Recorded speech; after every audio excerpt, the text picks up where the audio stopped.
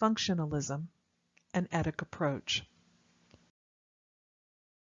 On one hand, functionalism is a theory of society, developed by early sociologists like Herbert Spencer and Emile Durkheim.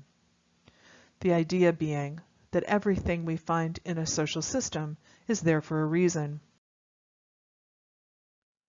On the other hand, functionalism and other forms of social theory have been popular in the study of religion, as for example with these well-known social theorists often cited by Craig Martin. In fact, functionalism as a general approach tends to characterize several schools of thought in the social sciences, including critical theory, symbolic interaction, and others. What is functionalism exactly? In general, it's the idea that every social phenomenon is there for a reason, and that reason is a social one. It might help us to think of a machine, like this refrigerator. Every part of the refrigerator is there for a reason. It's a mechanical reason. Each of those parts performs a mechanical function, and if any of the parts stop working, the machine itself stops working. Or think of an organism. This chicken will do. All of the parts of the chicken are there for a reason that has to do with the organism of the chicken.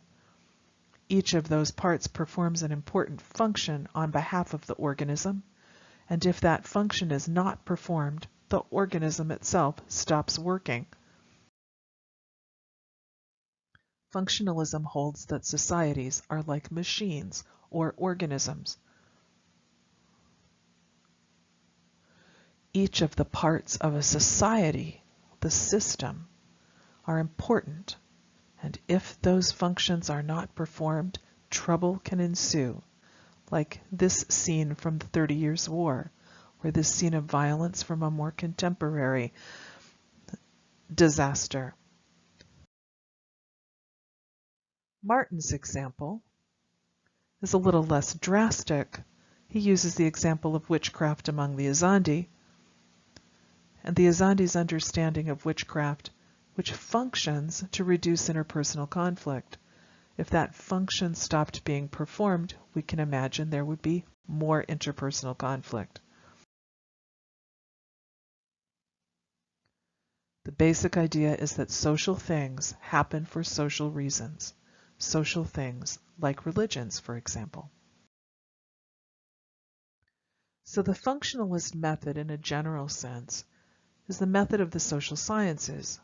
It includes treating societies as systems, identifying the social functions that religion is performing, asking who benefits from the performance of those social functions, and generally bringing what we could call a hermeneutics of suspicion to our analysis of that social reality.